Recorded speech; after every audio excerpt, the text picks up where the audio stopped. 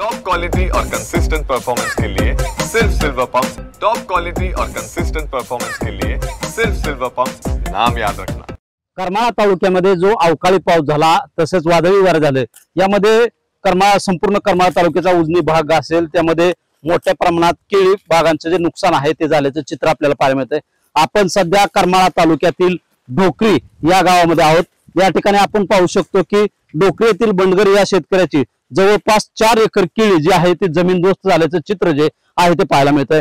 आपण पाहतोय की या ठिकाणी हे शेतकरी जे आहेत ते आपल्या बरोबर आहेत। आपण पाहू शकतो की या ठिकाणी माध्यमातून ही जी केळी आहे ते अगदी जमीनदोस्त झाल्याचं चित्र जे आहे ते आपल्याला पाहायला मिळतंय। अगदी लहान मुलाप्रमाणे जपलेले पीक, हातातोंडाशी आलेला घास या ज्या अवकाळी पावसाने हिरावून घेतल्याचं चित्र जे आहे ते आपल्या बरोबर आहेत। त्यामुळे शेतकऱ्यांकडून जाणून घ्या, आपलं नाव काय, गाव कुठलं आणि किती नुकसान झालंय। मी महादेव ज्ञानदेव बंडगर, ढोकरी तालुका, करमाळा जिल्हा सोलापूर। माझे जवळजवळ 4 एकर शेती केळीचं जमीनदोस्त झाले, सगळी केळी पडले।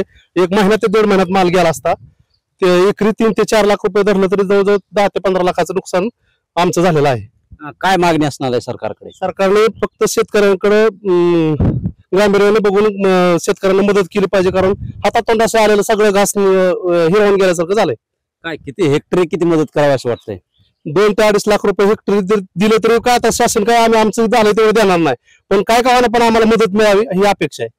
आपण पाहतोय की या शेतकऱ्याचं तब्बल 4 एकर केळी बाग हे उद्ध्वस्त झाले असून शासनाने तात्काळ पंचनामा करत हेक्टरी 2 ते 2.5 लाख रुपये नुकसान भरपाई आम्हाला द्यावी अशी जी मागणी आहे ती या शेतकऱ्यांमधून केली जाते। शीतल कुमार मोठे, TV9 मराठी, करमाळा।